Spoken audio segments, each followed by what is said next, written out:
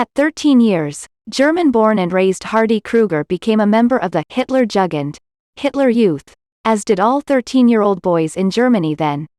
The purpose of the organization was to prepare the boys for military service. At age 15, Hardy made his film debut in a German picture, Young Eagles, 1944.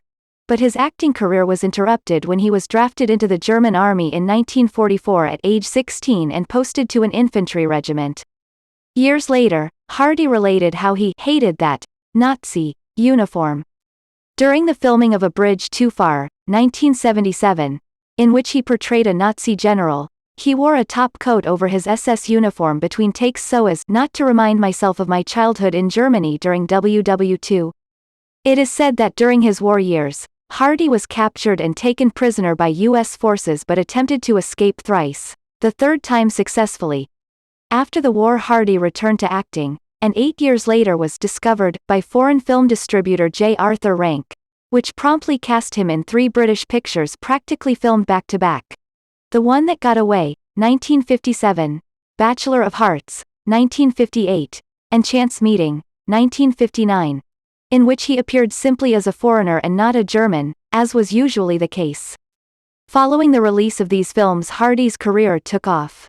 Despite anti-German sentiment that still prevailed in post-war Europe, Hardy, described as ruggedly handsome, and a blonde heartthrob, became an international favorite, paving the way to his first American role as co-star with John Wayne in the Tanganyika-shot wildlife adventure Hatari. 1962. Hardy was so taken aback by the beauty of the land that he bought the film's location and built a small home for himself and a small bungalow hotel for tourists to see the animals. Hunting was forbidden on the property, and later a cattle farm was started with the meat being sold to local hotels.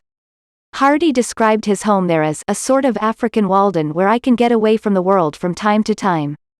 The business aspects of his property were shut down in 1979, however, due to political unrest. The country, now Tanzania, had closed its borders, effectively killing the tourism industry.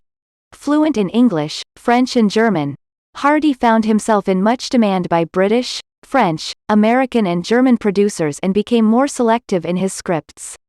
"I'd rather sit out a picture than take a role I don't think is right for me," he would later say.